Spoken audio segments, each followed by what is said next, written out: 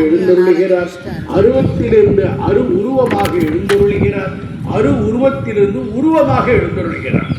அப்படி எழுந்தருளி மறை பயில் அந்தணனாய், இது ரொம்ப அரிய கருத்து.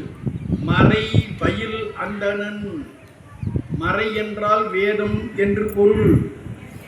வேதம்னா அறிவு நூலுன்னு அர்த்தம்.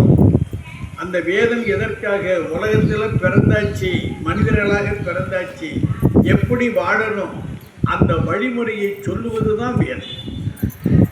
அதுதான் நம்முடைய வேதம். நம்முடைய வேதம் எது என்றால் 12 திருமுறைகளும் வேதம். சேக்கிழார் அதைத்தான் சொல்கிறார்.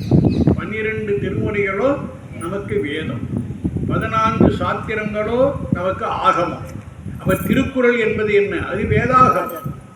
திருக்குறள் வேதாகமம், 12 திருமுறைகள் வேதம், 14 சாத்திரங்கள் ஆகமம்.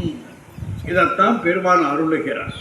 அருளினால் அந்த வேத ஞானத்தை பெற்றவர்கள் எப்படி இருப்பார்கள் என்றால் அந்தணனாக இருப்பார்கள்.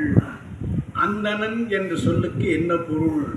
அம்முனா அழகுன்னு அர்த்தம், தன்னுனா குளிர்ச்சின்னு அர்த்தம்.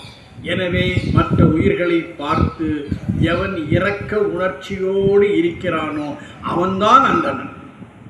முதல் அந்தணன் இறைவன்தான்.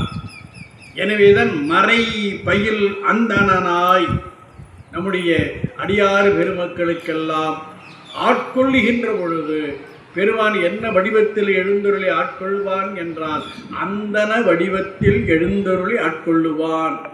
நம்ம காலத்தில் அந்தணன்னா வேறு என்னவோ பொருளை வச்சுட்டு அதெல்லாம் பொருந்தா பொருள். அப்போ அந்தணன் என்ற சொல்லுக்கு மற்ற உயிர்கள் மீது கருணை கொள்ளுகின்றவனுக்கு அந்தணன் வேறு. அந்த கருணைத்தன்மை எப்படி வரும்? வேதத்தை உணர்ந்தால் வரும். அந்த வேதத்தை உணராதவர்களெல்லாம் அந்தணர்கள் அல்லர் என்பது